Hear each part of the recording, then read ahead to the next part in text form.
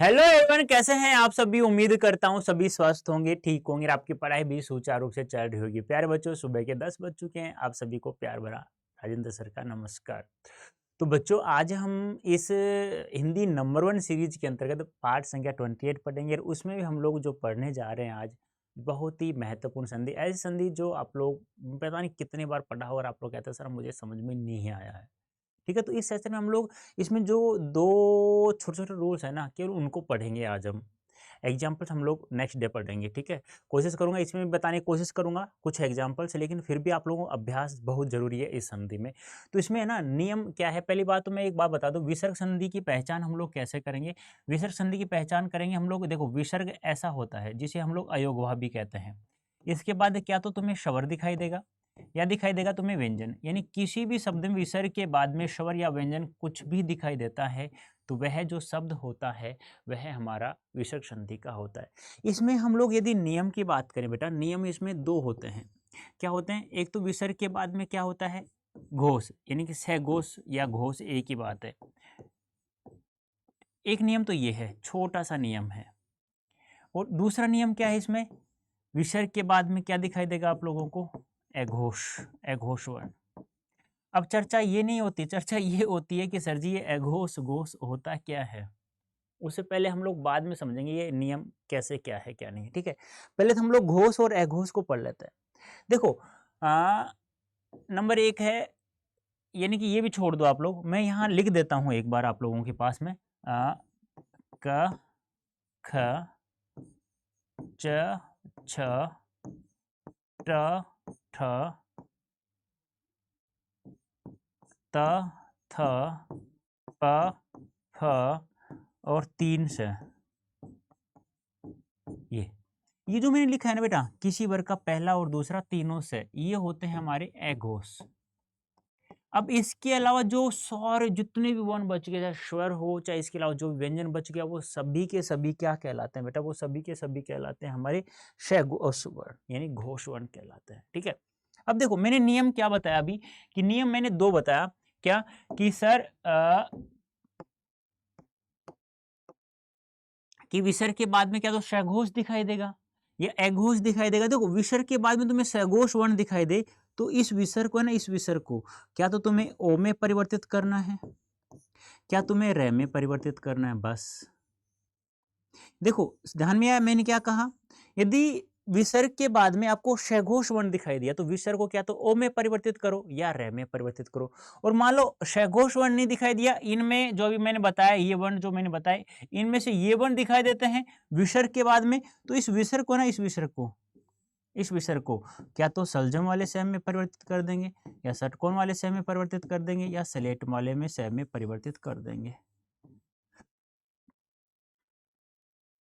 बस ये 2 ही नियम है यहाँ काम के, सब ज्यादा काम के यही नियम है। क्या कहा, क्या विसर्ग के बाद में क्या तो सघोष वर्ण दिखाई देगा या अघोष वर्ण दिखाई देगा। सघोष वर्ण दिखाई दे तो विसर्ग को ओ में या रे में परिवर्तित कर देंगे। और यदि हमारे सामने क्या दिखाई दिया, अघोष वर्ण दिखाई दिया, तो हम लोग क्या करेंगे, श में परिवर्तित करेंगे। अब प्रॉब्लम ये आती है कि गुरुजी ओ में परिवर्तित कब करें, रे में परिवर्तित करें, कब करें, तो बेटा ध्यान से सुनना। देखो अब विसर्ग के बाद में क्या दिखाई दिया, सघोष दिखाई दिया, तो विसर्ग को हम लोग किस में परिवर्तित करेंगे, बताओ जल्दी से मुझे, ओ में और रे में परिवर्तित करेंगे, यही है ना। अब देखो विसर्ग से पहले आप लोगों को क्या दिखाई दे, ए या आ दिखाई दे, विसर्ग से पहले क्या दिखाई दिया, ए या आ, तो आंख बंद करके विसर्ग को है ना ओ में परिवर्तित कर देना। और इनके अलावा और कोई सा भी स्वर दिखाई दिए, वैसे तो आपको क्या दीर्घ ई दिखाई देगा या दीर्घ लघु ई दिखाई देगा या दीर्घ ई दिखाई देगा या लघु ऊ दिखाई देगा या दीर्घ ऊ दिखाई देगा, बस ये दिखाई देगा। ये दिखाई देते हैं ना, तो आप लोगों को उसे रे में परिवर्तित कर देना है। यानी इनके अलावा कोई भी स्वर हो विसर्ग से पहले तो उसे रे में परिवर्तित कर देंगे। बोलो नियम समझ में आया नहीं आया, कि मैंने यही कहा क्या कि विसर्ग से पहले तुम्हें ए या आ स्वर दिखाई देता है तो विसर्ग को ओ में परिवर्तित कर देंगे, ठीक है। और यदि ई या ऊ दिखाई देता है और कोई भी स्वर दिखाई देता है इसके अलावा, ए या आ के अलावा, तो हम उसे रे में परिवर्तित कर देंगे। ठीक है, बात समझ में आई, क्लियर। अब देखो यहाँ पे, और वो क्या था, एघोष वाला, यदि ऐसा होगा, एघोष दिखाई देगा, तो हमें क्या क्या करना है, हमें या तो इस शय में परिवर्तित करना होगा, या इस शय में परिवर्तित करना होगा, या इस शय में परिवर्तित करना होगा, यही है। अब देखो नियम नंबर 1, यदि विसर्ग से पहले ए या आ दिखाई देता है तो सलेट वाले शय में परिवर्तित कर देंगे, और यदि विसर्ग से पहले इनके अलावा कोई भी स्वर दिखाई दे, या तो ई हो, या दीर्घ ऊ हो, या लघु ऊ हो, या ए आई हो, कुछ भी हो, तो उसे हम लोग बेटा किस में परिवर्तित कर देंगे, षटकोण वाले शय में परिवर्तित कर देंगे। ज्यादा ज्यादा ई या ऊ दिखाई देता है और कुछ भी दिखाई नहीं देगा, तुम लोगों को ध्यान रखना है, चाहे बड़ी हो, चाहे छोटा हो, या बड़ा हो, ध्यान रखना। अब यहां थोड़ा ध्यान रखना, इस सलजम वाले शय में देखो आप लोगों को क्या देखना है, आप लोगों को कुछ भी नहीं देखना, आप लोगों को यहाँ विसर्ग आएगा ना, विसर्ग के बाद में देखना, यदि यहाँ च हो या शय हो तो उसे आप लोग विसर्ग को आप लोग शय में परिवर्तित कर देंगे। बस बस यहाँ सबसे पहले हम लोग को यही ध्यान रखना है। यहाँ देखा हमने क्या देखा, विसर्ग से पहले, यहाँ विसर्ग के बाद में देखना है च या स है, तब हम लोग हमें षटकोण वाले शय में परिवर्तित कर देंगे। बस ये नियम आप लोगों को ध्यान में रखना है। एक दो उदाहरण मैं आप लोगों को समझा देता हूँ। देखो आपको यहीं पे उदाहरण, यहाँ तो जगह है नहीं, एक उदाहरण तो यहाँ देख लो जिससे आप लोगों को कोई दिक्कत यहाँ नहीं आएगी। देखो मैंने लिखा, ध्यान सुनना, आसी धन वचन। ठीक है, अब देखो विसर्ग के बाद में देखना है, मैंने कहा विसर्ग के बाद में देखना है आप लोगों को, तो विसर्ग के बाद में क्या आ रहा है, वह इसमें है क्या, नहीं है, मतलब क्या है, सैघोष वर्ण। मैंने कहा ना इसके अलावा, इनके अलावा जो भी वर्ण बच गया वो सारे के सारे सैघोष वर्ण होते हैं। बोला है ना, मैंने बोला है ना, बस तो वही ध्यान आपको रखना है।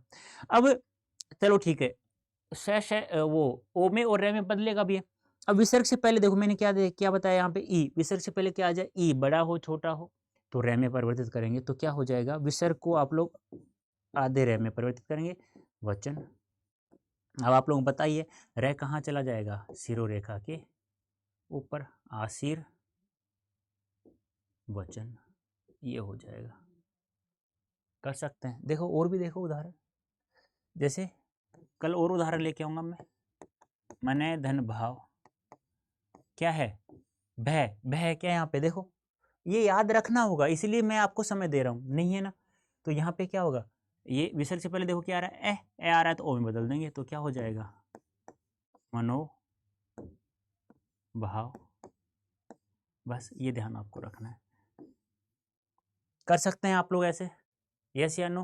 तो उससे पहले है ना, उदाहरण समझने से पहले ये आप लोग ये नियम याद रखेंगे। विसर्ग से पहले, विसर्ग के बाद में सैघोष या एघोष आए तो सैघोष आगा तो ओ में और रे में परिवर्तित कर देंगे विसर्ग को, एघोष आता है तो शय में परिवर्तित कर देंगे किसको, विसर्ग को। अब नियम याद रखना है क्या, कि विसर्ग से पहले ए या आ जाता है तो ओ में परिवर्तित कर देंगे, विसर्ग से पहले ई या ऊ आ जाता है तो रे में परिवर्तित कर देंगे। कब नियम, जब विसर्ग के बाद में क्या हो, शयघोष हो। एघोष होता है तो विसर्ग को हम लोग शय में परिवर्तित करेंगे। जब ए या आ जाता है विसर्ग से पहले तो शय में, ई या ऊ आ जाता है या इनके अलावा कोई भी स्वर आ जाता है तो षटकोण वाले शय में। लेकिन यहाँ कुछ अलग है, यहाँ विसर्ग के बाद में हमें या तो च दिखाई देगा या स दिखाई देगा, तो हम लोग शय सलजम वाले में परिवर्तित कर देंगे।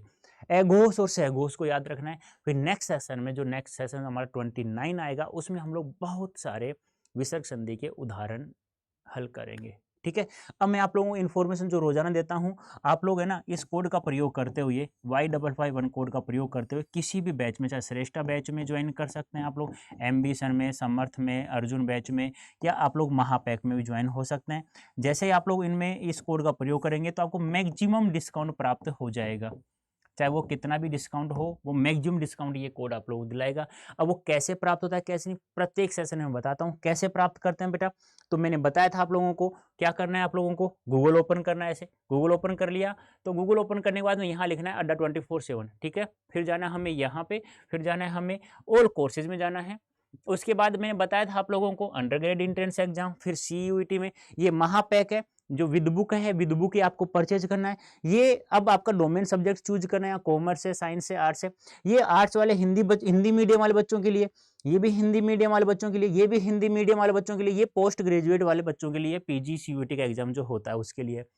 अब आप लोग मान लो साइंस आपका डोमेन सब्जेक्ट आर्ट्स है, तो यहाँ चले जाएंगे, यहाँ से आपको श्रेष्ठा बैच, ठीक है, यहाँ आप लोग बाय नाउ करेंगे, यहाँ आप लोग कोड यूज करेंगे Y551, चाहे कैपिटल करो चाहे स्मॉल करो कोई फर्क नहीं पड़ेगा, ठीक है। कितने का पड़ गया? 83 कुछ का पड़ा होगा, 8399 का पड़ा ये कोर्स। कब? जब आप लोगों ने ये कोड यूज किया। क्या क्या है कोड? Y551। तो मैक्सिमम डिस्काउंट दिलाएगा बेटा, आ जाओ। 8300 कुछ ज़्यादा नहीं होते हैं आप लोगों के CUET के लिए, जिसमें आप लोगों को 12th क्लास की तैयारी करवाई जाएगी और CUET की तैयारी करवाई जाएगी। तो प्यारे बच्चों, ये थी विसर्ग संधि के नियमों की बात थी, जो आप लोग याद करेंगे। नेक्स्ट सेशन हम लोग बहुत सारे उदाहरण देखने वाले हैं। तो प्यारे बच्चों, अभी के लिए इतना ही। धन्यवाद, थैंक यू सो मच।